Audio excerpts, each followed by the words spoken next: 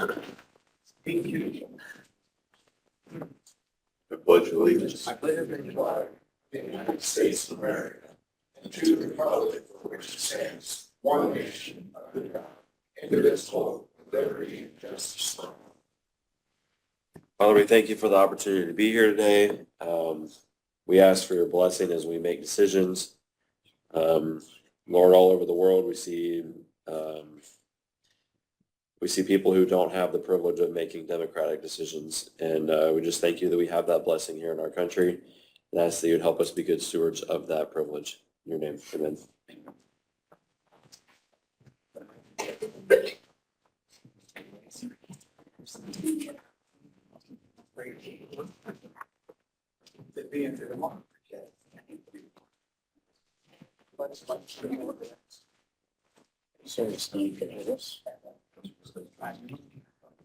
You've all had a chance to review the minutes from the last meeting. Any questions, additions, comments? Corrections?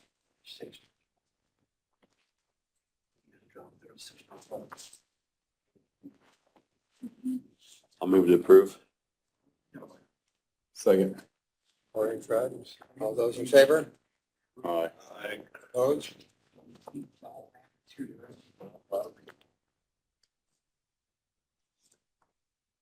Sheriff Dan, you're up.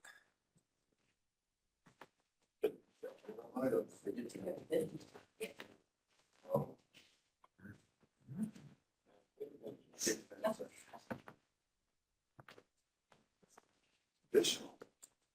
Something additional? That's what we have. Or some additional may be coming up or something?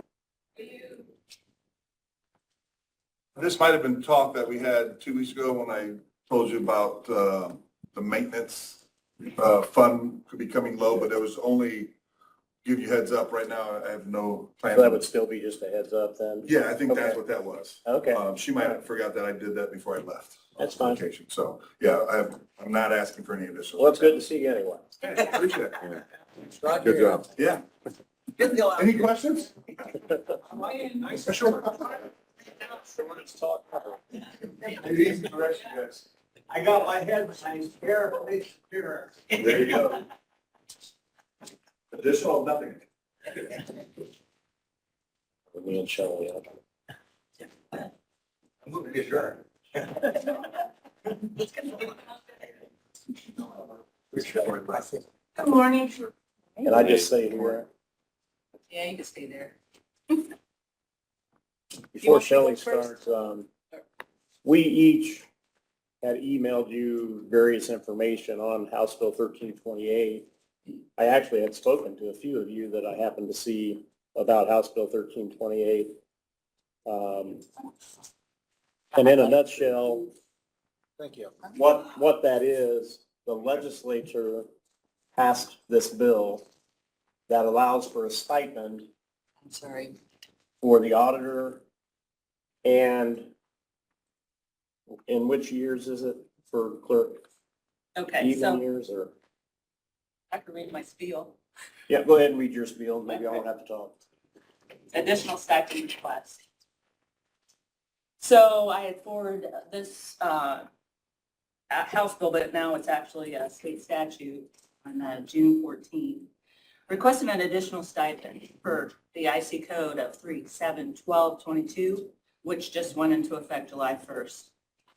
This stipend is an additional to the per diem provided in subsection A, which is the voter registration stipend. Circuit Court Clerk is voter registration officer per diem compensation. In a county where the Circuit Court Clerk serves as voter registration officer, the clerk is entitled to per diem compensation. The per diem shall be paid out of the general fund of the county in the same manner as election expenses are paid. So the subsection A is the voter registration stipend, which was and still allotted for, as of now, $1,800. Last known date that we looked in records was implemented in 1999, and that was the amount, $1,800. But it has differentiated, as Tony and I had looked at records over the years, but the consistent amount stayed at 2008, so it has not moved. And so for the voter registration stipend, since that time. The line item that is paid out of is, and I can read that to you, or I can just give it to you. The stipend is currently divided into bi-weekly payments of $69.23 for the clerk's salary. Therefore, in updated legislation, the county fiscal body may provide an additional stipend not to exceed $2,500 to the circuit court clerk who serves as the VR voter registration officer each year, which a general election is held. Basically, even year elections. It would not apply in a non-election year nor a municipal election, even though I still do the same type of work. This would be a separate line item created and would only be approved during even election years. I'm asking council for the full $2,500 as an additional stipend to the clerk as an election administrator for the county and to amend the salary ordinance for 2024. This stipend covers many hours. That's why the legislation looked at it for the election administrator clerk who prepares and conducts the elections. This clerk does not receive overtime, does not receive a bonus during an election year.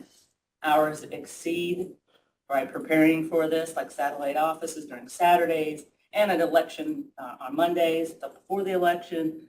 That's many hours incurred there, and election day where I am there for 16 hours plus. Well, the clerk actually. I spoke with Wells County Clerk, who has approved this in their county, and they processed this stipend as a separate line item, and they're separating it this year for twice a year, like for the primary, half of it, then, and half for the general. As you know, I've been in office for 2 years, and I have revamped more procedures, equipment, communication, to make Adams County a more efficient way in our election processes. So with that, I have gone through all the things that I have created to help with this office, to make it run a little more efficiently during the election process. I could read all of them, put on record, but I don't know if anybody wants to be bored or I can get with it later. But the main thing as the election administrator, I'm constantly assessing every situation for improvement of Adams County elections. As a voter registration officer, I spoke with many government classes this past spring for the voters registration scope. That was also in that part of that stipend. And also, I've been planning with summer festivals to check voter registration, update, and provide election information. So in conclusion with everything, I'm trying to assist voters, coworkers, and staff to make our county the best it can be for election, and request this additional stipend to compensate all efforts to the county election administrator. So this stipend that would be added, that I could look to see if there's a line item that we could create that has not been used to put the funds in that line item. And a lot of what she said holds true for the auditor as well. I know Wells County, their stipend is going to be more than the $2,500. Some other counties is also going to be higher, but there was an auditor thread of emails for all the auditors talking about it, and there were various extra activities that the auditor now does that in the past they didn't really do because things changing. Well, I think the legislation, Tony, right, they saw that the additional duties that are put on these two Yeah. offices, I think they thought, well, it should be an additional. And it's just a stipend that has to be approved by the fiscal body each time it comes up. Or at least, yeah. So that I cannot request the stipend for next year because it's a non-election year. So it would not be in there for next year. So But this for is 2026, I would request for that budget. every 2 years, basically. I think the auditor is every year, Yes. but they would have to bring that up at budget time and get it approved on the salary ordinance.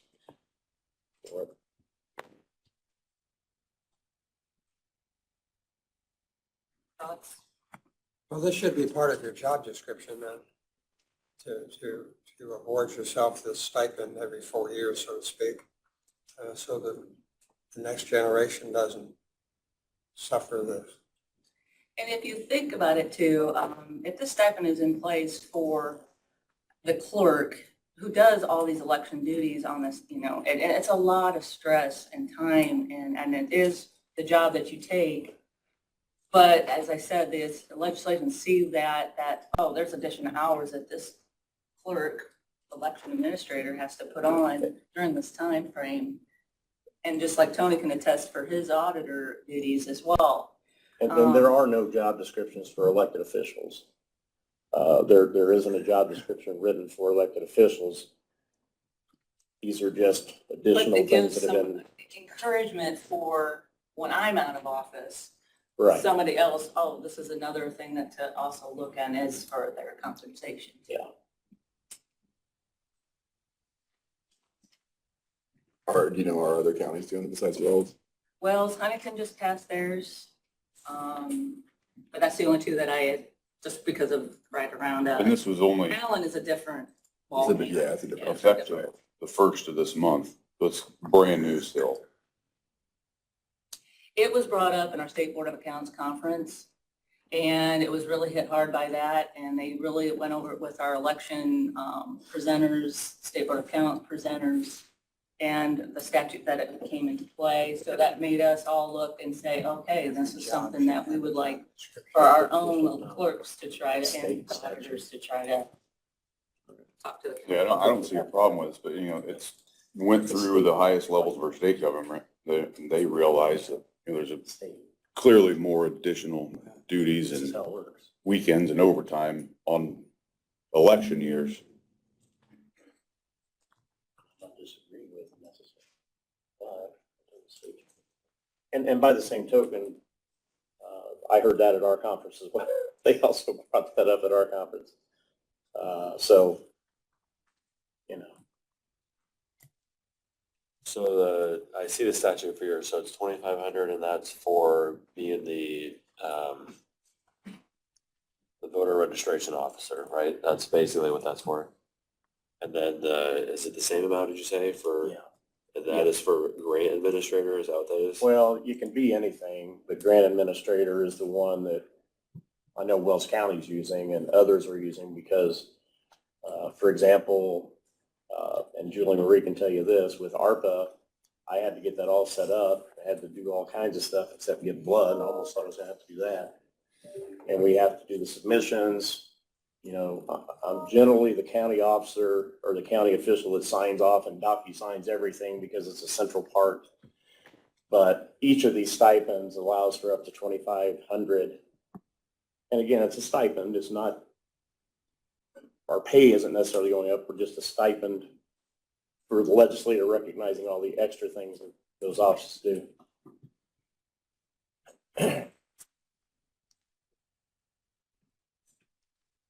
Discussion?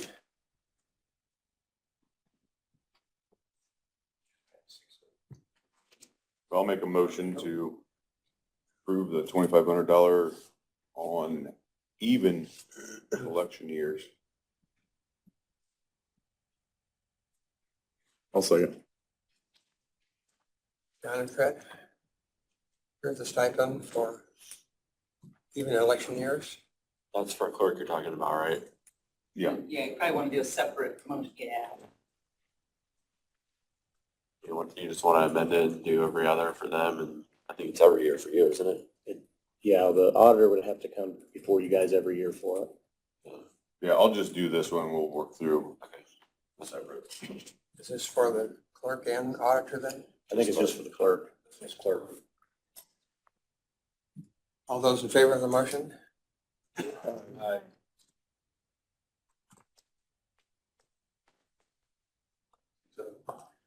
Opposed?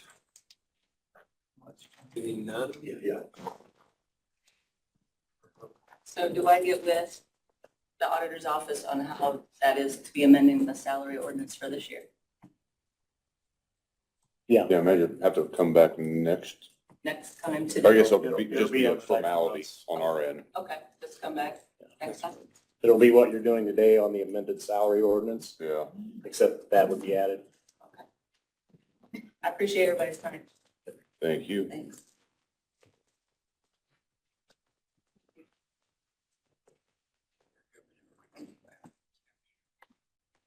Now in consideration of the stipend for the auditor.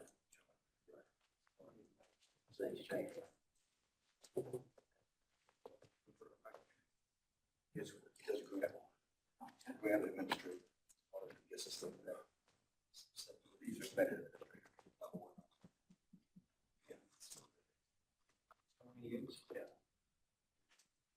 You get yours every year, right, Tony? It's an annual. Well, if they would approve If it, they it do, has- that you don't automatically get it. It Yeah, has but to you be, gotta apply for it every year. yes, yes, yep.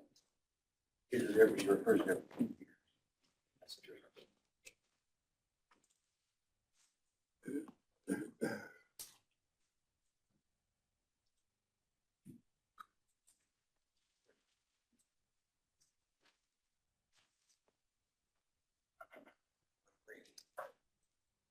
You guys have questions for me? I'm just reading the statute here.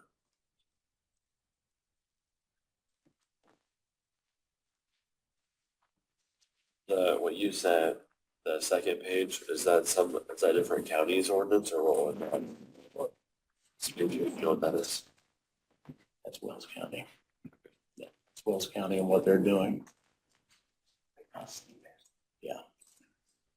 Other counties responded back to you that they were getting more or up to the 25. I don't know if I sent them, if I sent all of that to you guys or not, but I did send you Wells County. Okay.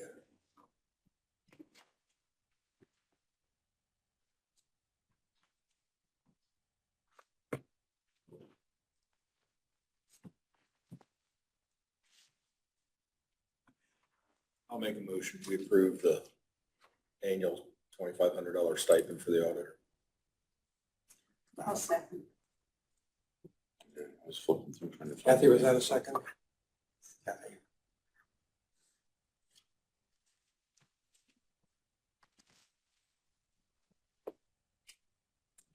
Have a motion for the stipend for the auditor office. All those in favor? Aye. Opposed? Thank you. I'm feeling a little awkward there for a second. Pretty hard asking for money and Well, and to be for fair, yourself. it can only go to the auditor and not the office. But part of this 2,500 that I would be getting, on a personal level, I'm going to give myself, not the county, me. I want to give them some of that for what they do. That's very noble.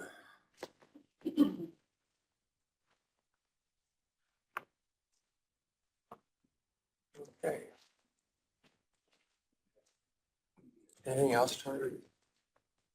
We'll do my stuff later. Okay. We can go ahead and get Mike up here. Mike? I think that's his name. See here. He was So here. Bree, on, I guess for the budget, we'll just, it'll be for the clerk, it'll be 0, then 2,500 next year, then 0, then 2,500 next year. Just bounce it back and forth. I think they gotta. Shelley, would you she's have to gotta come back again? She's gotta come every Like, year. you'd have to come back again in your next election that you're eligible for it, right? Yeah. Oh, this isn't. It's not an automatic amended thing every year. For permanent? It is, because it'd be like the first section, subsection A, I never have to come back for the voter registration A. I'm not sure how mine reads. I'd have to look at that. I think mine reads. This that I says have what to- this I says, think it's right? an automatic, but it would be in the Each budget. year, what your general election is. Read that in the statute, but Yeah. I'd have to come back. That's what I mean. I think it's in the, if it's in the salary ordinance, then it's there for every other year. I would assume, that's why I was asking, is it in there for good? But she, or the position doesn't have to come back in every other year. It's part of the new salary ordinance. I don't think they have. I mean, we can look that up and be sure, but Yeah, I don't think you have. I think I do. But whoever the auditor is would have to.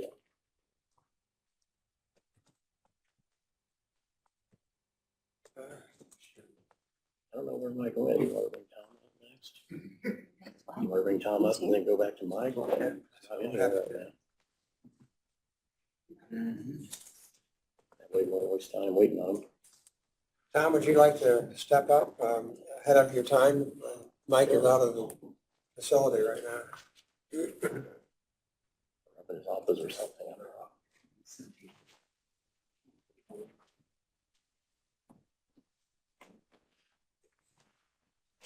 As of July 3rd, when the elections filing was deadline came passed, I was not so much for I knew it was coming that my chief deputy will be leaving. He's going to be the Wells County reporter. So what I'm asking is the possibility is to possibly hire someone early. I have the money in my corp fund that I can transfer over to pay the salary. So I can start getting someone trained possibly for that chief deputy position. Like how early are you talking? Well, my guess is by the time I start looking, and they give a notice, probably, late August, early September is the earliest. And when are they, I forget when did you just say they were leaving? They'll leave, chances are, at the end of the year. End of the year. But I would like that person to work with her to. Right. And you say you have money to cover that Yes, in your budget? the salary price.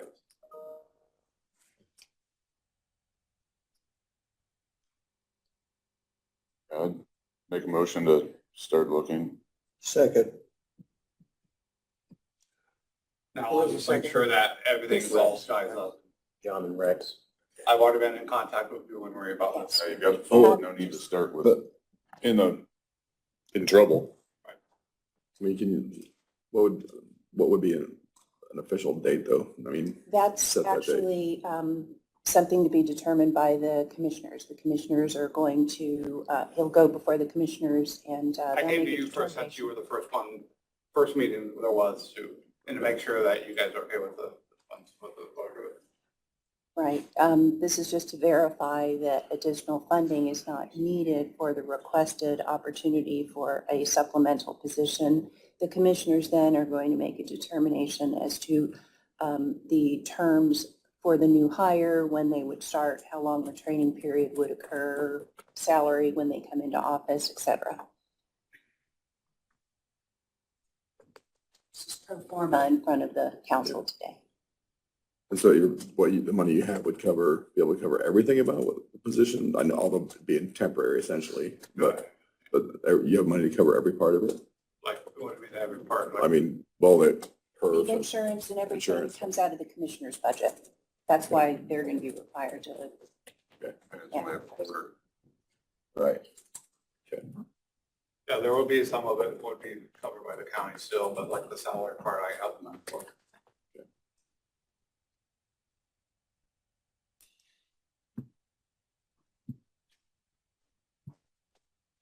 I think there's already been a we're motion. still okay with it? John and Rex have the motion in the second. Have a motion before us for staffing for Tom's area. All those in favor? Aye. Opposed? Thank you.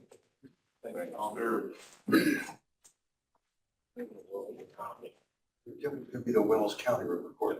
Okay, good. John here, but he's not up yet. He's not here. I wish these people would come in. Where'd We're Mike just go? too efficient. I mean, Yeah. Maybe we shouldn't have signed them times. Stan, you don't know where Mike and Rick went, do you? Colton? They're, What's that? do you know where Mike or Rick went? They're both on the thing here to, Oh, no. It wasn't my day to watch. it wasn't your day? Whose day is it? Let's keep going with Daniel. You guys have anything else? I have all my additionals and salary orders and all that. Let's just do that. It's not a problem. And I don't, Julie, do you have anything? I don't. I can go ahead and do my stuff All right. while we're waiting on them. If you want me to. Go right ahead. Hey, you all should have received, we have some transfers, we have an amended salary ordinance, and then we're gonna have additional appropriation. I think we typically do those separately, so we'll just take the transfers first. A motion to approve all transfers. Second.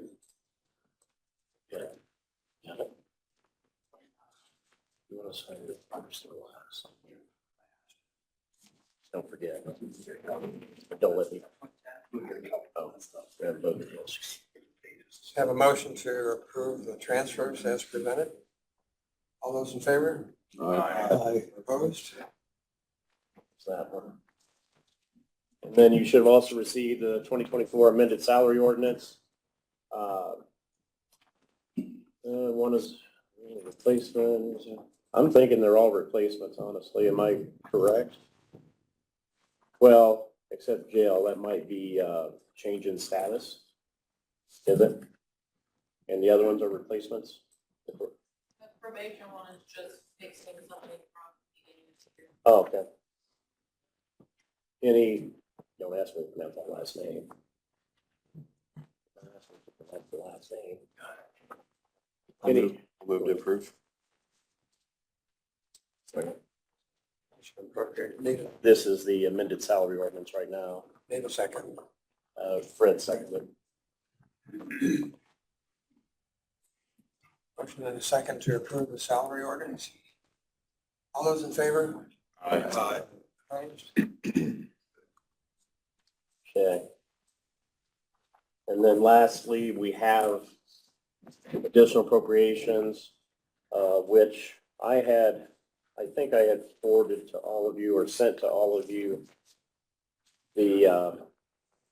some of the reasoning for the additionals. Ian is out here regarding the indigent funding. It's out of the commissioner's budget, but it's community corrections on indigent funding. I know probation is having a similar thing with housing juveniles. It's like a lot more than it has been in the past. If you want to explain, Ian, to these guys why maybe that's higher than normal. We've taken on more people this year that have gone to a recovery home, and a lot of those people are coming straight out of jail. Several recovery homes in Allen County will not allow residents to work for the first 30 days. And so we've been using the indigent funds to cover the first 30 days of their time on monitoring.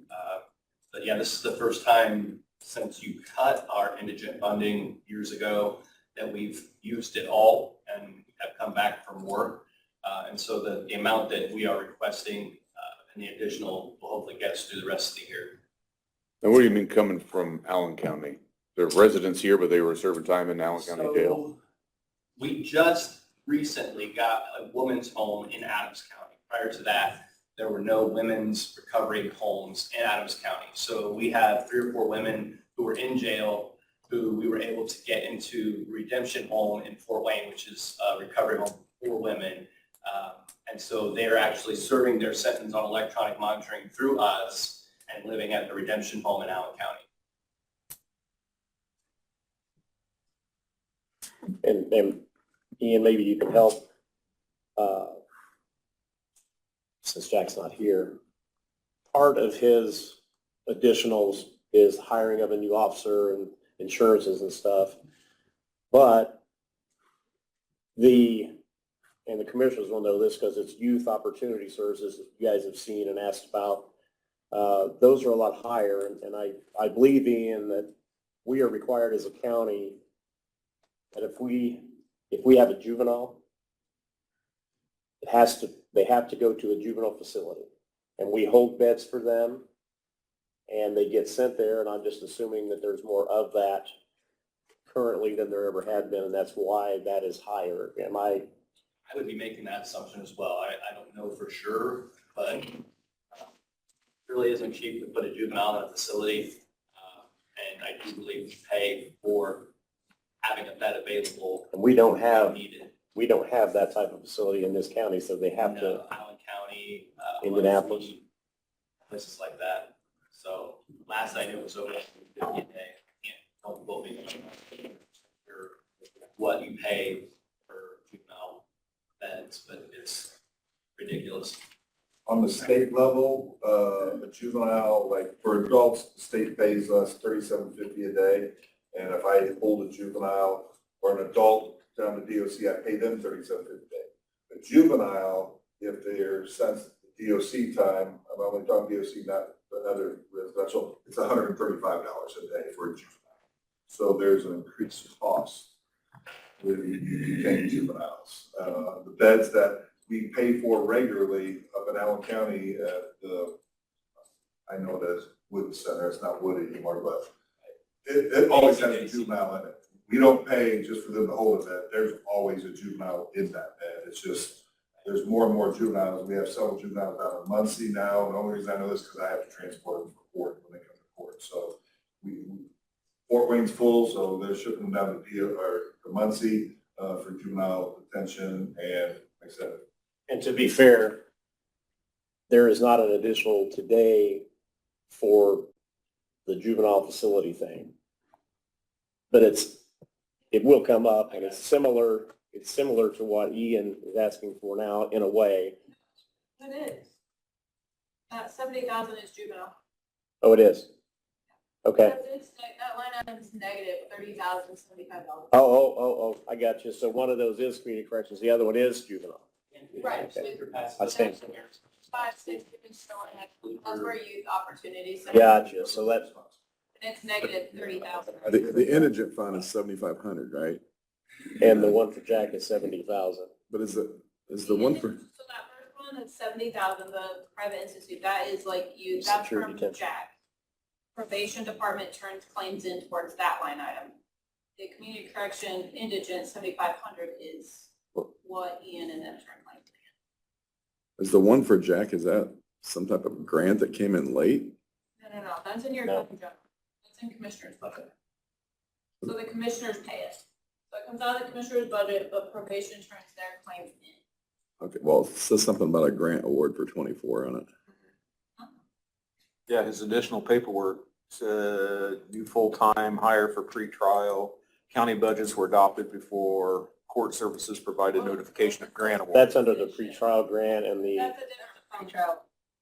that's towards the bottom of the additionals. What we're talking about is the very top line, which I misread that at first because I didn't see that So up the there. one that says, so the first the first one that says county general commissioners. First one is probation's line item out of commissioners. The second one is What it community was corrections line item last out of year and commissioners. what it is now. Then you go down to economic Just development, all- and then the adult probation services and pretrial grant, the 9115, those two are Jack's. And that 9115 would be the only thing that is a grant on this list of What page are you on? additionals. The second page in the paperwork. This right here. I'm not following either. So the 70,000 says private institution, Security detention, INST. that's for the juveniles. Okay, but then when down lower on page, which is what's he saying, on page 5, where it's a request form for that, that's Oh, where it's talking about new hires. So that's why I think He the just confusion. doesn't have that doesn't go with that. I don't see the 91 number you're talking about. Just an FYI. That has nothing You're to do at, you would actually be approving the additional juvenile detention and community corrections funding. Because they're already in the red. And I don't know what, Because if you I don't know go what to notes page Jack's 9, on there. on 9115, he has the same stuff down there. The new full-time hire for pretrial, so I think he just probably left the explanation on the other page. I'm not sure he gave an explanation on the other, unless you guys are seeing it. So, and with that 70,000, he's upside down 35 roughly. So he's getting back to zero, then putting an additional 35,000 for the rest of the year. Is that what the explanation is? Yeah, he's negative we'll say 30,000 right now. So if we do the 70,000, I'll have 40,000 to get it through the rest of the year.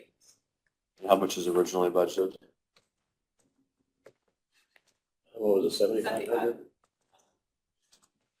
So he's already spent 100 then? He has spent $105,075. And I know they have more coming because they called me about one yesterday. They're running about, I mean, like February was 15,000. This one here was 18,000. March was almost 12,000. And what was the increase then? So go from, because that's a big jump. I don't know why, I mean, it's just the You're like- housing. You're like doubling the budget. Dan? I just texted him, he's gonna be over here in a few minutes. This guy wanna hold off and then he'll be able to answer your questions. Okay. Okay. Well, between you two, are the judges, have they revamped their sentencing structure? Why are there so many people now in home detention and recovery facilities and As far as juvenile? the juveniles, we've had a lot more juveniles that have been violent, basically, so they're not releasing them back home. They've attacked their parents and stuff, so we have been housing more juveniles. I know that, but it's because of the crimes they've committed or adjudicated as juveniles. Usually they just send them home with a safety plan and work it. But we've had several that they've been locked up for months because of what they've done and going through the adjudication process. So I know that for a fact because we're doing the transports for courts and stuff. There has been an increase of long-term detention for juveniles, seems like this year more than in the past. We've seen an increase in the number of juveniles as well, and I think that's as an alternative to placement, whatever the judges can get them out of placement and onto electronic monitoring as an alternative. They're doing that. But again, there are some that parents will not take them back home, and so we as a county have to pay for it. So if I'm doing this right, so typically we budget 70, we've already spent 100, and we're just basically half the year right now. So if we keep the same track, we're gonna need 200 as opposed to only budgeted 70, so we're like 130. I mean, that's like a 200% increase, so, yeah, okay. And I think I even said, when I sent that out, that Jack might have to answer those questions because That's a massive increase.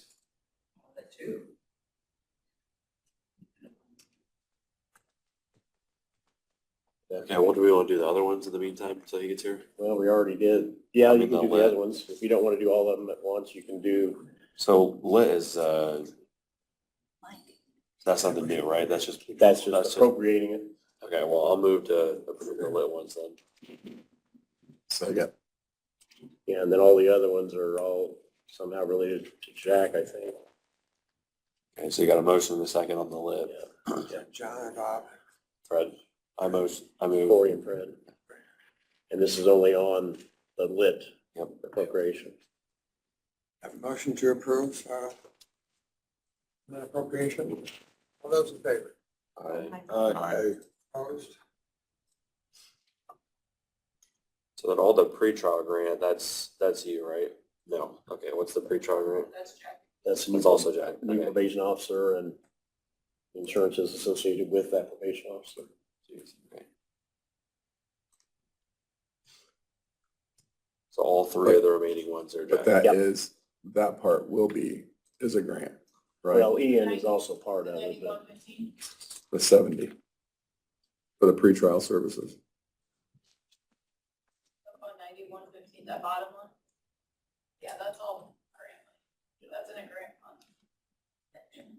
9115 is the pretrial grant money. And so are we just appropriating that right now? Yep. Is that what that is? Yep. So it's a grant, but it's not. Like, we have the grant money, but you just have to appropriate it. Right, okay. That's fine then, right? I mean, Yeah. there's no, We can do that. yeah, I'll move to approve that. The 2100 is just, it was agreed upon, I don't know, several years ago. ago that they reimbursed so much for, I think, one employee's insurance. So he's just appropriated it so he can pay us at the county tax for the insurance cover. Okay, well, I'll move to approve both of those then, the 2100 and the 9115. I'll second. Brad? Brad, got it. So the only one that we're gonna be waiting on for Jack is the top one under in the commissioner's budget for the private institution secure detention.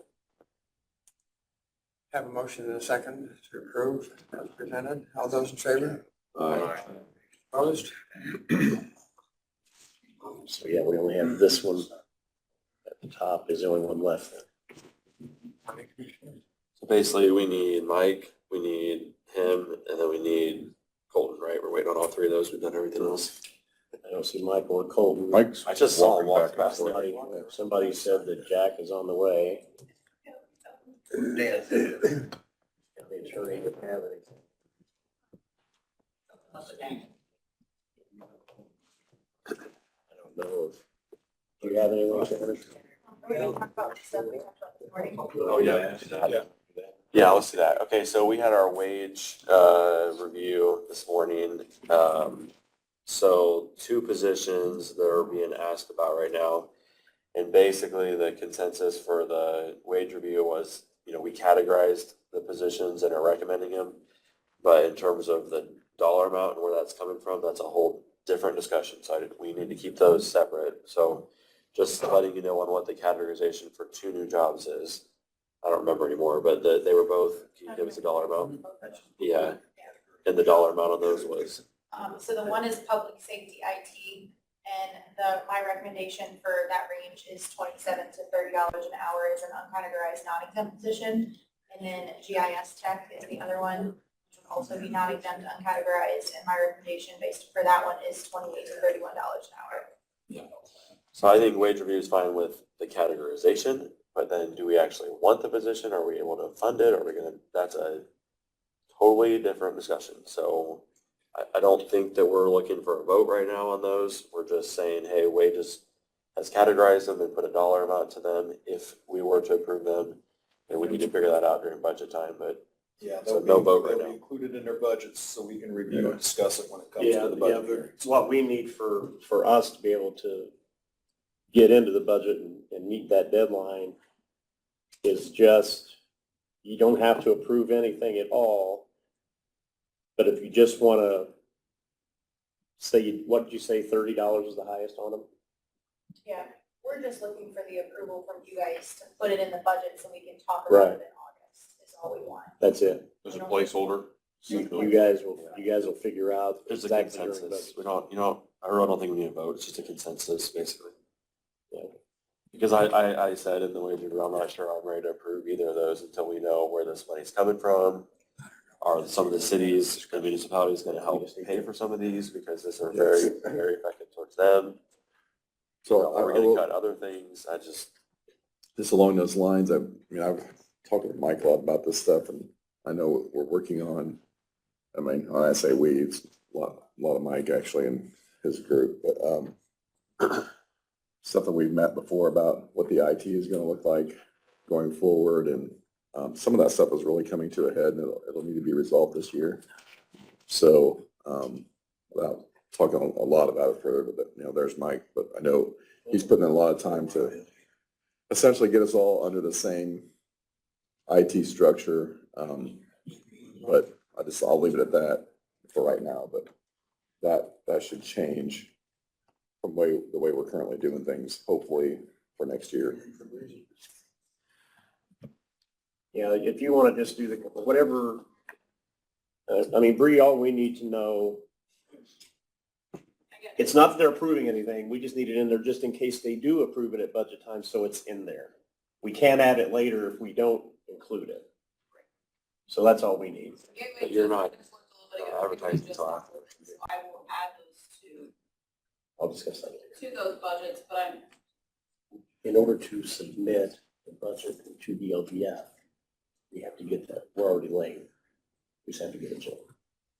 Okay. And We can. I'll just throw this out there.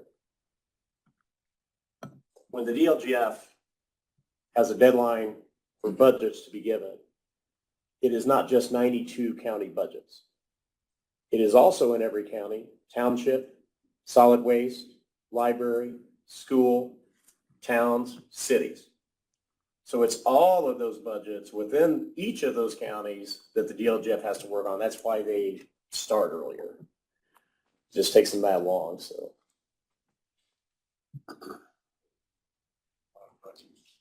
Oh, yeah, I think just a consensus is all we need. Okay, so I think we're good on this. Yeah. So I want to go to the, What's the last, oh, To your one Jack's here that says- for that last thing.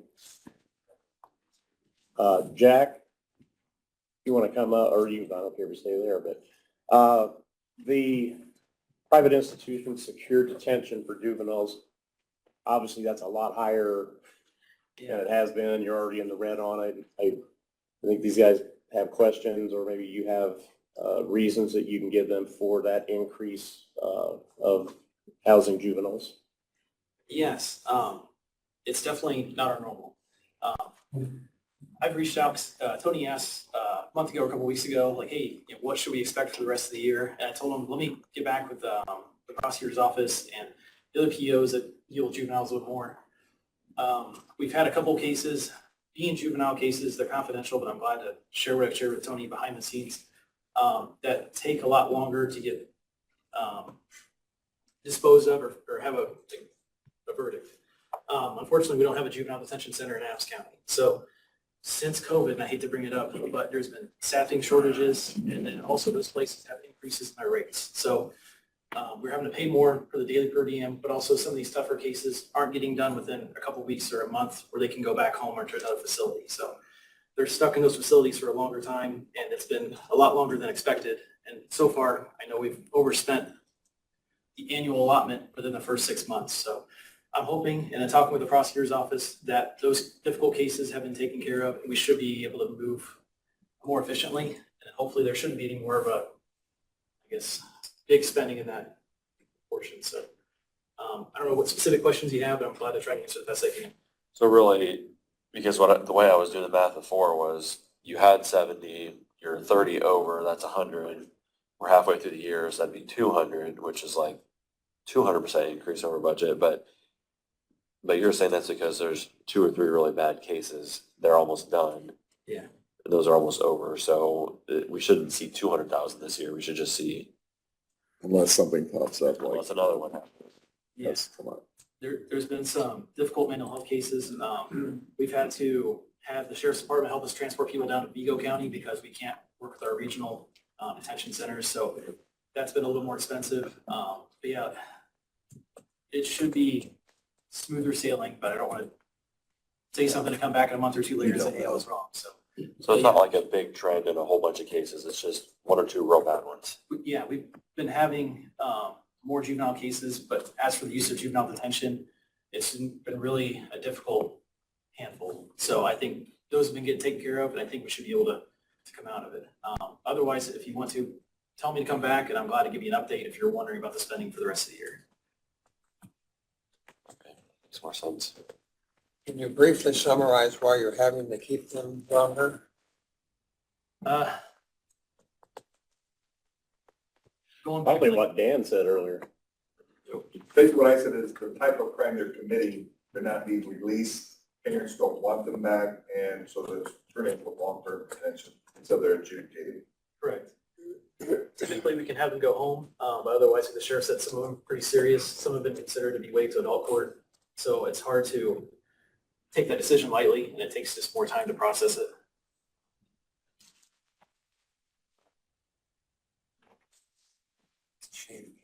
And I don't want to overstep, but does That's why they're in trouble. how much control do the judges have in this process? And I guess if they have some, do they know how expensive this is just so they can have that as part of their decision making?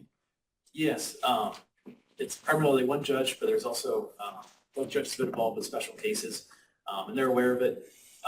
Unfortunately, don't have a whole lot of control on the timeline because of the due process. So even though, you know, some cases get finished pretty quickly, it seems in the adult realm, they'll want a fast and speedy trial. But with those difficult cases, like public defender's office, Brad's office is involved a lot. They want to take it slow and fair. They want to make sure that everything's getting explored. Well, I assume too, if they can't go home, I mean, their hands are somewhat tied, right? Yeah, and the parents, yeah. Parents are tired.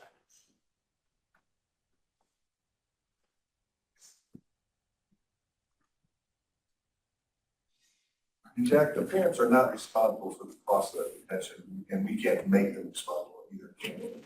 I have to look at that. I think that'd be a determination by the judge. I don't have a authority to go collecting for that, but that could be something the judge may be able to order. I don't know. You'd think that'd just get turned back into the indigent fund. They say, well, we can't pay. I'd have to say that's gonna be 99% of them. They don't have the means to pay 150 or even higher a day. Yeah, for a month or two. I'm not sure that, he and I were talking, I think the legislature passed a bill that you can't make them do you it. can't make them pay. Yeah. So. And Jack's really between a rock and a hard place in this situation. I mean, it's out of his control. As far Yeah, as hands are tied, money. like we're saying. So. But at least it's not it doesn't sound like it's a systemic, ongoing problem. You've got just a handful of really bad cases. It's not like across the board, you've seen all these cases coming from all over the place. Correct. And the feedback I've gotten from the prosecutor's office, we don't see this projected for next year this high. Yeah. So we should just get this bump in the road over with and should be smooth sailing. Okay. Make a motion to accept. I'll second. Thanks, Jack. Thank you. Thank you. Have a motion and second to approve. All those in favor? Aye. Opposed? Really don't want to allow her to take it down. Just no guidance for a lot of these kids.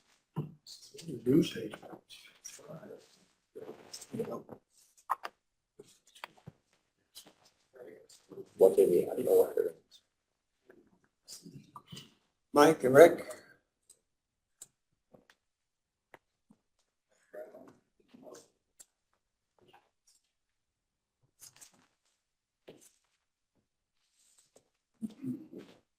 The commissioners early this year, they suggested that our IT department, go in and do a survey regarding cybersecurity. And so there was a pretty large form. It took a long time to get it filled out. Indiana University, Purdue University, through their IT departments on cybersecurity, went through all the things that we're doing to make sure that, we're appropriate, things that we're leaving out and so on. So one of the items that they came back with was dealing with, we need budgeting that specifically cites cybersecurity funding. And we do that right now. We're paying a lot of funds on cybersecurity, but they're not listed in our budget as such. And so they're wanting to see that. So I came up to Bree and Tony to say, what can we do within our budget so that we can specifically show that that we have funding made available for cybersecurity. And I said, we are doing it in specific areas. So it's a matter of us moving things around or something. Creating a line item for it specifically. Yeah. And anymore, we had Indiana Office of Technology, they came down earlier in the year, within the first month or two of this year. And they, more or less stated that cybersecurity is not just with IT alone and everything revolving around IT. It is with the buildings, with the power, door locks, different things, how is our data room set up, and we've been on that journey for quite some time, ever since I was hired on that part, and Rick has stepped up and has really done his part to assist me in trying to get these things done.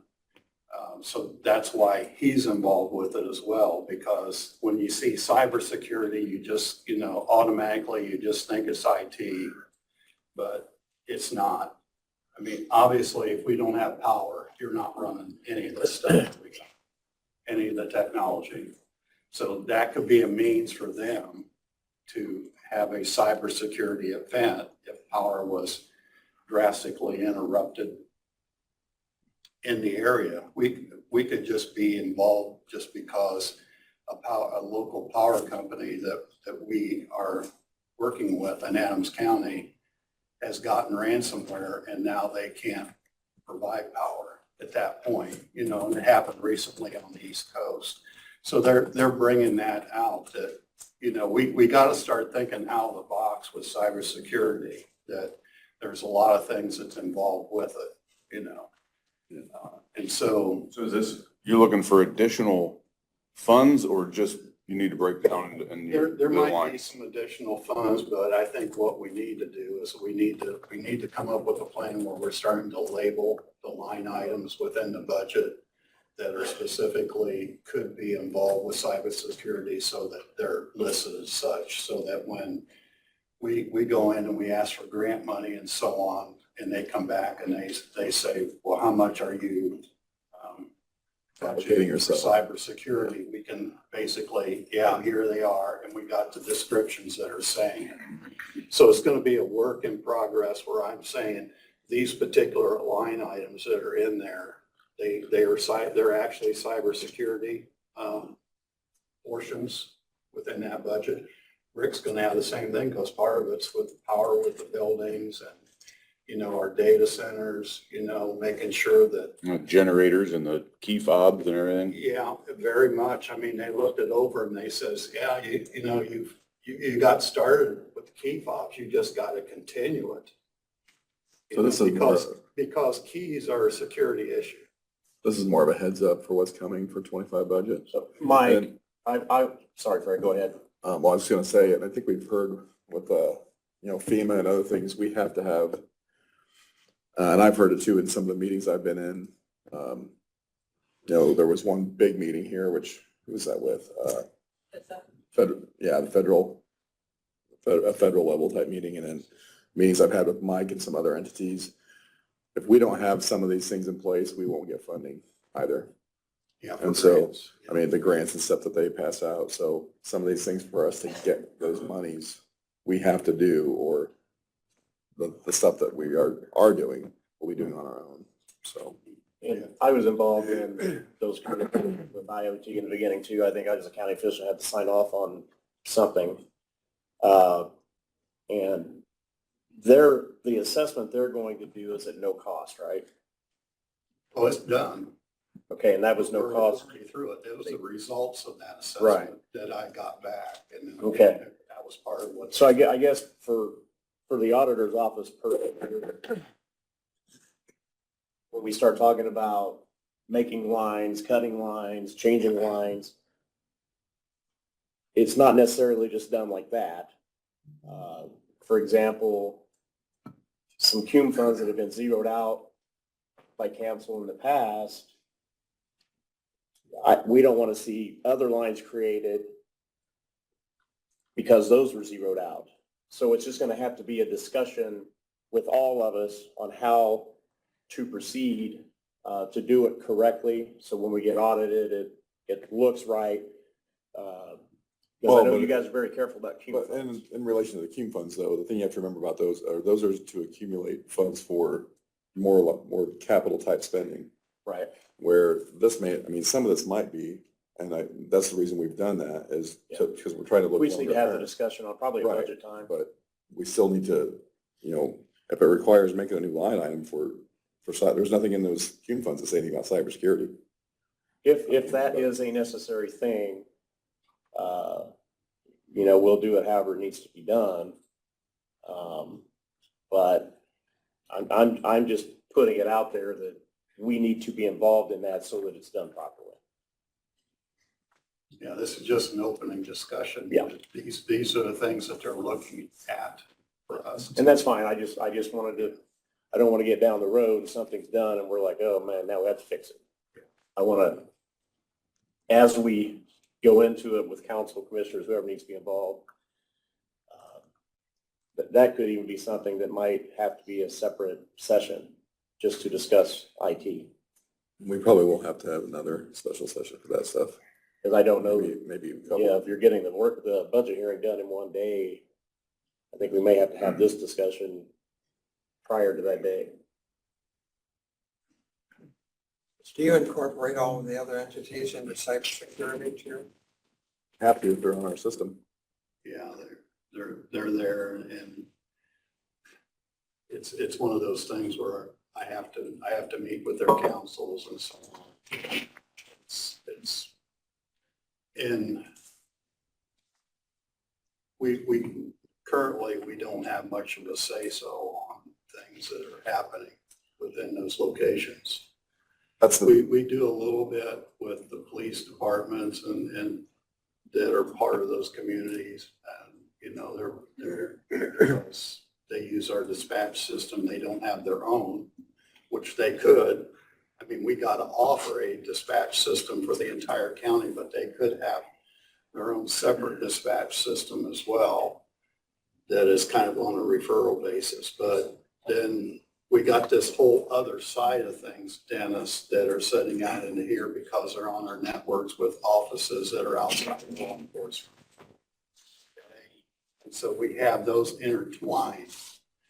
And so it's things where I have to meet with the people in those communities and have to try and get them to understand where we're at, because the liability will be on us at the end. so that's one thing I was talking about before Mike came up here. Again, I don't want to say too much because there's not nothing out there official in public, but I know Mike is working hard on, in fact, I mean, some things will need to change for next year. The process has been in place, what, 25, 30 years? It didn't start with me. It was already in place before I came in. And it was looked like it was an advantage for those people to bring them in and have one IT department that would manage that. And so recent events and so on has added a whole different perspective on that, Dennis, and compared to what it used to be when the thought came. You know, it was a good thought back then, but the times have changed. Basically, it's changed with COVID. I mean, I heard that a few times in here, but that's realistically now. And so we've got to take a look at things now. And because as an insurance company, the director of IT that I talked to with the insurance company says, we're really, if we see that someone else is not doing what you specifically asked them to do, even if they didn't cause the issue, we probably won't pay for the claims. One person. Those claims can be substantial. And so the liability is there. I mean, I'm just repeating, not verbatim, but that's what I was told. And so the pressure that's on my department to try and communicate this over and make these people understand, because it's hard enough within just Adams County government to keep the herd going in the right direction, let alone with communities in which I'm not involved with a paycheck, or I didn't hire them, or anything like that. And it is more than just the computers that's sitting on your front desk with cybersecurity anymore. It's like, what are they doing in their buildings? How secure are their buildings? How secure is their equipment, and so on. And believe me, they don't have to do one thing that I was. But yet we're going to be responsible for a cybersecurity incident. And I think I mentioned a while back, just to keep you focused on that. Because I hear it so many times from so many people. no one from anywhere is going to worry about Adams County and what they're doing. They're not after our data. They're, we're connected to Indianapolis. And so if they can find a way or a gateway to get down to Indianapolis through us, they're sure going to try it. So I'm trying to make it as difficult for that to take place. Let them go through a different county. But we But we have, could still be hijacked. yeah. But I also found out that we're like the only county in the state and that operates the way we do. I'll be quite honest. They made that very clear to me. Either a blessing or a curse, huh? So we got some difficult conversations. And By operating the way we do, you're talking about, we have a system that includes Adams County and all of its entities, which in some sense is more efficient, but opens us up to more liability. And so we just have to get those other entities contributing more. So that's what that boils down to. But without saying any more than, I don't want to get too far into that, but yeah. I know that's something I've talked with Mike a lot. I know he's working on. We need to, then Right. they need to budget for it too. Right. Yeah, that's important because they're, what are we going to be charged? They're asking me right now. And well, I don't know yet, so some of these conversations, I just was talking to John just before the meeting. I mean, we need this group. I mean, we can have like 4 that come, or 3, up to 3 that come up and talk. There has to be more participation. When I have the meetings, maybe I might get one person to show up, if that, that person can be busy or something like that, and we don't have a lot of participation, but I need this group to have some, and it might even be some more in the way of some executive sessions if we can get the discussion going out, but Rick has to be included with these. I want you to understand that door locks and cameras and all those things and power and these groups that are going to have those that are outside us, they got to follow along. They got to march the step as well. They got to understand that. So. Thanks, Mike. Thanks, guys. Thank you.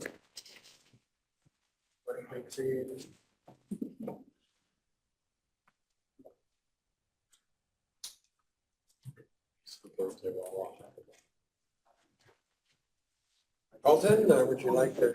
Sure.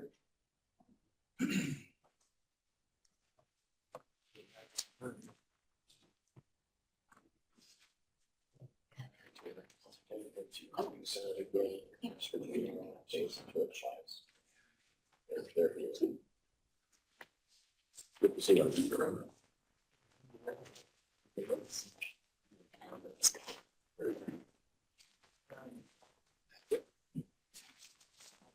Okay. Thank you. Okay. Thank you. Let's get this. Well, thank you for, council, for allowing us to come before you today. This is simply just a quick update from the EDC on one specific initiative that we are starting. Hopefully, as you all know, for the past several years, we had an early learning initiative that we were pursuing. We hired somebody and have spun that off and is kind of no longer under our purview. I'm still involved in that. But once we toss that kind of out on its own, there are other initiatives that we wanted to start. And so one of those, we have done that. It is a tourism initiative. Adams County does not have a tourism bureau or a visitors bureau like many of the counties in Indiana have. I think we're one of maybe 4 or 5 in the state counties that don't have some sort of tourism bureau. And so understanding that tourism, it can be quite a big economic driver, bringing more people in to participate in festivals and events and, Pine Lake, all the different amenities that we have, the restaurants, the movie theater. We wanted to begin an initiative that would bring somebody on to begin to promote Adams County from a tourism perspective. Because Many of the great assets that we have, if you're not from Adams County or maybe the surrounding counties, you probably aren't aware of the sculpture tour or Pine Lake or things of that nature. If you grew up around here, of course, you're going to do some of those things. But we want to spread the word across the state, across the region, across the Midwest with some great assets that we have. And so what we have done is we hired a part-time staff person under the EDC to begin some of those efforts to kind of build out what that would look like. And so what we wanted to do was just introduce her to you today, simply that, just let you know who she is so you can put a face to the effort. If you've got questions about tourism, what we're doing, she's the person to call. For she being Taylor, who's right next to me, Taylor Braun. I'll let her introduce a little bit about herself, but she is a local resident. She grew up here, from here, still lives here, and so we're excited to have Taylor on staff at the EDC to begin this initiative. We think it's critically important, and so that's why we've done it, but I'll throw it to Taylor and let her introduce a little bit about herself and what she's been doing her first kind of 30 days here in the role. Yeah, so hello everybody, I'm Taylor Brown, Brown or Braun, whichever one you guys like more, it's fine by me. As Colton said, I've lived in Adams County my whole life, specifically in Decatur. I'm absolutely thrilled that I can work in Adams County. That's great commuting wise, especially. Right now, I'm a student at Purdue Fort Wayne. I'm studying business management. I'm a senior there, so only one more year. But yeah, going over kind of the main goal overall is obviously putting Adams County on the map, essentially. It's pretty cut and dry there, but that's just what we're trying to do with these first 30 days. Essentially, what we've been doing is identifying key tourism assets. So what is our touristic assets that have really drawn people in? What is really getting people going? Like the downtown concerts, as Colton said, Pine Lake, those seem to be kind of some of the big ones that gets the community going, and not to mention all the festivals that we've had. Along with that, I'll start to create kind of a database of all these assets and events so we are able to see what's coming up next, what should we be promoting next, what are kind of the big things that we need to be focusing on. Also with that, you set up some of the social media profiles like Facebook and Instagram. So those are just kind of very broad, not much has been posted on there yet, but looking forward to being able to kind of get out what's going on next. Also with that, we've been starting to reach out to local business owners to see how they would like their business promoted or how they like their events to be promoted in that way, whether that be through social media, flyers of that sort, seeing how they want their thing to be out in public. Also just, yeah, kind of laying down some groundwork, still figuring this out 100%, but it'll be all good. And then also with that, measuring wise, like with the social media, kind of seeing how many followers we get, seeing what seems to be catching people's eyes. Was there more followers on one post than there was on another post, seeing how all that works out. So trying to figure out different ways to measure this is definitely going to be a challenge, but we'll have to take that on. So will you be the one managing those social media accounts and things like that? Okay. Yep. I do think that's important to reach out to young people. Yeah, and that, you know, when we set out to hire the individual, you know, we had, I will say, great response, a lot better response than I thought we would. We sent it out, and I think I had six applicants within the first few hours for a part-time job. I thought maybe we'd get 2 or 3 total. We ended up with, I think, 11 total applicants, a lot of good applicants. But one of the things we like about Taylor is the fact that she's from here. She participated in the Mayor's Youth Council. She's already got some of that internal knowledge that you need to know what is going on, right? You know, she's built out a database that we were going through yesterday that, you know, these are all the fall activities. These are the spring activities. These are the summer ones, because we've got to plan, you know, essentially a season ahead. If we want to promote the fall activities, we've got to create content now. And so building that out, getting in touch with the people who are either hosting those events, have those facilities, the restaurants, as she said. A lot of what's being done in this first 30, 60, 90 days, just laying the groundwork for what we're going to be able to do after that and really promote and be a part of, you know, the regional effort that's going on. The state has their Indiana Destination Development Corporation. If you've seen their new slogan, if you go out of state and come back in, you see the in Indiana signs now identifying that you're back in the state. Things like that we want to be a part of, so that when somebody goes to those state websites and they're looking for breweries or wineries or water parks, that the stuff that we've got pops up on that website so people are aware of it. And so a lot of this initial is just laying the groundwork, and what we wanted to do is, again, come make sure you could put a face to the effort, knew that we were starting this effort, because we know it's critically important. And so certainly happy to answer any questions now, but if you have questions moving forward, I know Taylor gave each of you her card. Please email, call her, stop into our office. She's going to be in our office right over here. Stop in, ask questions. And then, another thing that we'd like to ask you all to do is share this information with your networks and your connections. Let people know that she's starting this effort, that we're starting this effort, and we need everybody's help to really build out what this should look like. Very good. Any questions? Welcome. Thank you.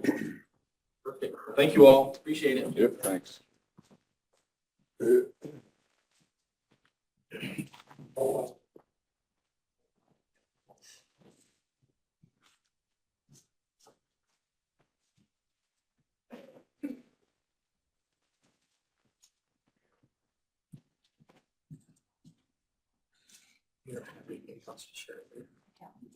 your three things. Stan, would you like to share on the commissioner's part? Probably the only ongoing thing, we have talked about that we have relocated all the residents in Golden Meadows, and now we're looking at how, when, and where to relocate all the personal property out there. And so we've created a resolution that designates all that property as available to all the county departments. So if there's anybody that would like to go through Golden Meadows, look at the personal property out there, everything from furniture to audio-visual equipment to just general supply. So that would definitely open up the offices in the county. Also, then we're going to open it up to other governmental agencies through that resolution, and then open it up to nonprofits. But one of the things we are discussing is whether to just go ahead and make that point offered as some type of auction. Consignment. That's a discussion that we're having. Because it's county property that somebody has, these are paid for by the county or donated to the county, so we want to respect that. So, other than that, I don't have anything else. Steve, do you have anything? So all residents have been relocated, huh? They've all been relocated, so when you go out there, it's like a ghost town, so I think you get spend the night out there without being crazy. But no, it's, then the next discussion that we are taking up is what to do with the facility, how to manage it, the property. There's 11.79 acres there. And so obviously to become functional and useful again, it would need quite a bit of updates. So that's an ongoing discussion that we're having also. So, Steve Bailey is on. I don't know, Steve, do you have any updates? I would just have one question, and this is, as you go through your budget considerations, I asked Tony and Bree yesterday to get me some information regarding how we compensate our citizen board members on the various boards that we have that function, Plan Commission, BZA, Health Board, Drainage Board, so on and so forth. And we've really got a compensation spread there that I have a hard time justifying. We go everywhere from $20 per, a low of $20 per meeting up to, I think we have a high maybe of $60 per meeting, depending on which board you're looking at. And I have a hard time justifying that difference. I have a hard time asking a citizen community member to come in and even if it's a board meeting that just takes an hour, basically we're taking a half of their day away from them, and to compensate them $20 or $25 for that meeting, I think it's just not fair. But I don't know that any of the departments are going to bring that to you in your budget considerations, because they really don't see across all the different boards how that disparate compensation looks. So maybe if you get a chance, take a look at that and see if we could maybe, in my mind, maybe there's a minimum per meeting board compensation level we set kind of across all of our boards. It would cost us a little bit more money, but like I said, I just have a hard time justifying asking a community member to come in and spend, basically they lose a half a day to come in, even if it's just for an hour meeting. And to do that for $20, I think it's just kind of insulting. So maybe you can get some of that information from Tony, and he can help you understand across all of our various boards what that compensation schedule looks like, and maybe do something to make that look a little bit more fair. That's all I have, though. Thank you. Bree and I can get that, what we gave to you, we can send out to all the council and commissioners, the information we put together on that. Would you recommend one price for all board members, regardless of what committee they sit on? Yeah, again, that's something that you all maybe have a better perspective on. I don't know that I can justify one board being 2 or 3 times more highly compensated than another board. I just can't see that. So I wouldn't expect nobody's overcompensated for this work we asked them to do. Believe me, nobody is. So I certainly wouldn't want to see anybody's compensation go down, but maybe we could set kind of a minimum that says everybody has to be at or above this, and then let the departments kind of work with that. But, and like I said, no disrespect to the individual departments. They kind of don't see that big picture like we have the opportunity to do, and the obligation to take a look at that kind of across the board. Sounds good to me.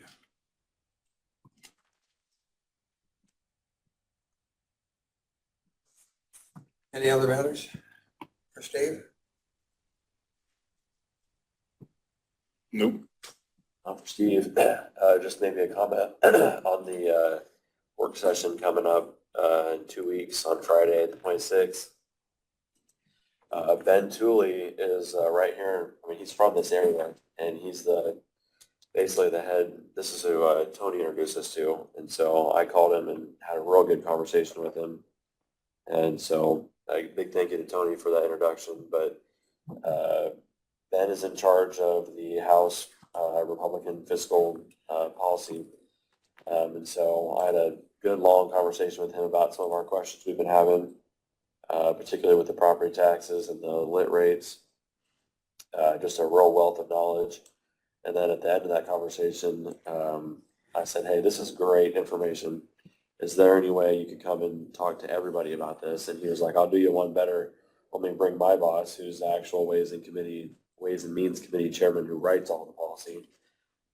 Let's both come, and we'll bring our deputy with us as well. So all 3 of us will drive up to Decatur and talk through all of this stuff with you. You know, what are the actual options? I expressed the frustration we've had where we said, we want to change the rates, but DLGF can't even tell us how to do it. You know, it's like our hands are tied. And so he has ideas and wants to talk that through. And they're also really trying to make some changes at the state level next year in the next session. And so talking through what they're wanting to change. And I think it's important for us to tell him from our perspective, this is where we feel like our hands are tied. We need you're going to change something to really let us make decisions. So I think it'll be a real good conversation. I'm looking forward to it. And I sent you all the information on the date and everything. I didn't really have a chance to send all the dates out for everybody to look at, because that was the only date that the 2 of them were available to come up here. So that's from 2 to 4 on Friday, the 26th. If you can't be here, but you want to join via WebEx, just let us know, and we can have Ethan send you an invite. So What day is that? Friday, July 26th, 2-4, yeah. 2 to 4 p.m. in here. Ordinarily, I would have sent out and asked what everybody was available, but it didn't work that way because That's all they had. that's all they had available. And I don't think it's a coincidence. They might want to stop at Swiss Days, Oh, I didn't even think about that. but that's on their agenda, on the way up or on the way back. That's a tourism thing we're talking about. Clock tower. Clock tower. Splash pad.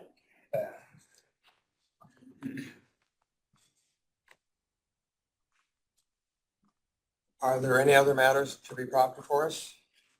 I have something. It's my turn. This is the time. It's other matters. Okay. I just wanted to give you a heads up or make you aware, with the ongoing supply issues. So for next year, we had planned in our budget to ask the commissioners to purchase a single axle dump truck. And we were made aware last week that now there are transmission issues in getting the transmissions for these new trucks. If we would wait until 25, and we were planning on asking, you're not going to probably get a truck because of they may not be able to supply transmissions, which means 25, 26, they don't know.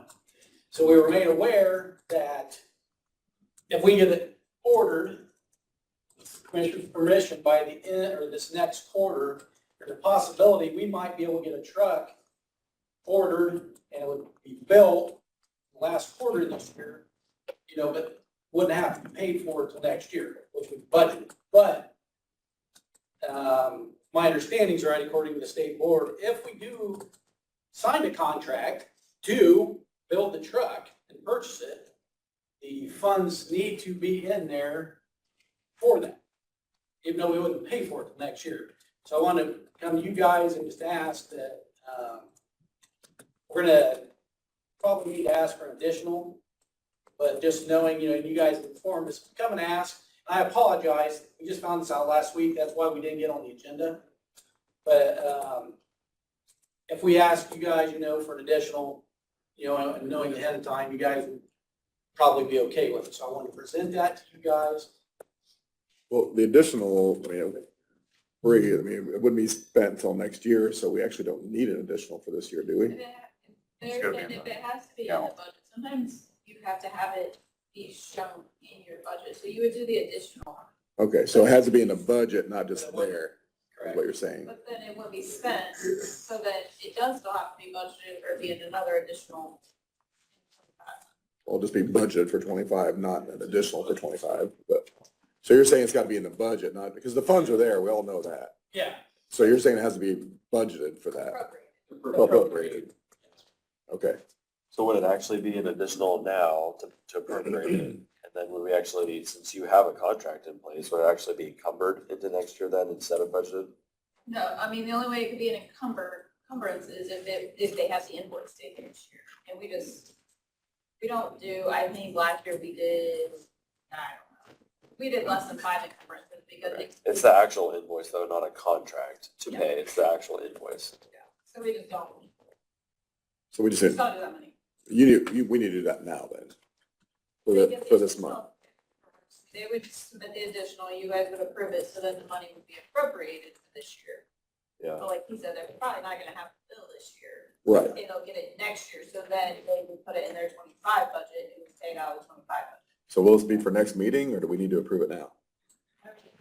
Well, we basically, they said, if we don't do this within 30 days, you're probably not going to get a slot. Okay, so we need to do it now. That's why we're trying to move this along now, And what's that, so what's that number? 125,000. So do you just need their approval? I think we just, I'm just Because I asking can't approval. appropriate Yes. it because it wasn't advertised. I can't appropriate Yeah. it without it being advertised for. We need, This is just kind of a pre-approval. This all falls in place that you guys would allow us to do this. we need to do an additional for the budget, so it can be advertised and appropriated. But we can't do that now. He will submit after this, he can submit to me the additional paperwork. It'll come to you guys in August which will appropriate the money in the budget, which is his proof that you guys appropriate. Just wants to make sure that's talking with us. Right. But he just said he needs it. He just said he needs it in 30 days. We basically just like you guys to tell us we can go ahead and do it because if the commissioners okay it at the next meeting, Oh, we've okay. got to get this thing advertised, which is 2 weeks. And then we gotta, we'll have to look at open them up, read at them. So basically, we're pushing 3 weeks before we even. So since we're not really, this is just more of a consensus and not really a vote, right? Because he has to turn I mean, I'm okay with it. Additional 10 days before the I think he just wants to make sure that Yeah, we're. I'm okay with it. Yeah, if you tell him that you're going to be Got enough, okay with that. I think you got enough heads going, I guess. Okay, I just wanted to let you guys know, I didn't want to spring this on you. Yeah. Hey, we've already ordered a truck. Yeah, do what you need to do. Okay. Thanks, We get it, thank you. Rules and laws. We need to go. Consensus or by motion? Yeah, there's no motion. Consensus. Just a consent. Consensus. We're not really doing anything, so.